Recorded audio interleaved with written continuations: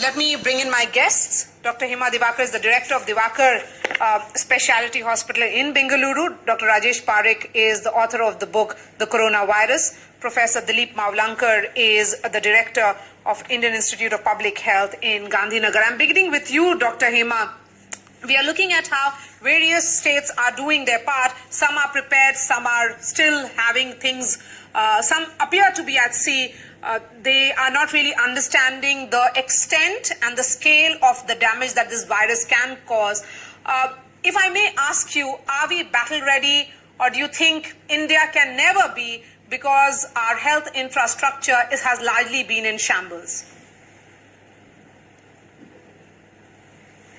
I think I have to congratulate the Indian mindset, because they're always very positive, and no matter even if it's not realistic, they'll always think they're ready, and that's a good thing. But I want to bring it to your notice that this is an issue between the demand and the supply. We know it's written clearly on the wall that the demand is going to rise, not only in volumes, given the great number of people and size in this country, but also very, very rapidly. It's going to increase very fast, that we are already aware of. The supply side, yes, everybody, the government is clamping down as much as they can. Respirators and other infrastructural manufacturing is happening. Quickly the conversion into isolation and the intensive care beds is happening.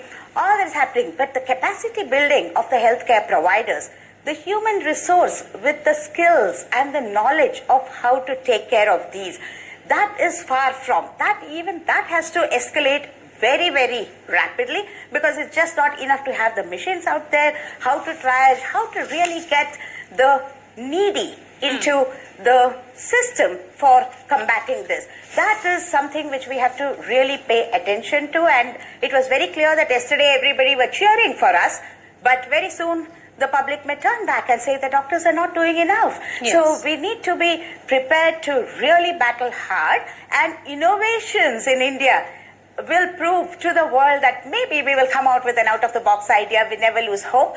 So very differently we have to tackle it in the country. Innovations at this juncture will be what? And awareness. Dr. Hema? There is a big gap. Innovations at this juncture will be what? Yeah. What will be innovations here? Innovations in implementation. Innovations in the implementation. How we get to triage, how we use the digital technology to create awareness, how we get the right segment and the targets to be tested for this, how we disseminate the information about the social distancing with the correct understanding of what social distancing is, contrary to what happened yesterday, to what you witnessed and you showed on your own channel today. So there is a lot of gap in the understanding and a lot of need to put in our priorities and do the best for where it is needed the most. So the innovations, to my mind, will be more in terms of implementation, the feasibility, how to make things happen on the ground, and how to get moving ahead without having a doomed feeling that we can't do it. We must do it. That should be our resolve, and I think that every segment is trying to do their best. Yeah. Yes. Professor Dilip Mavlankar is also now with us. Professor,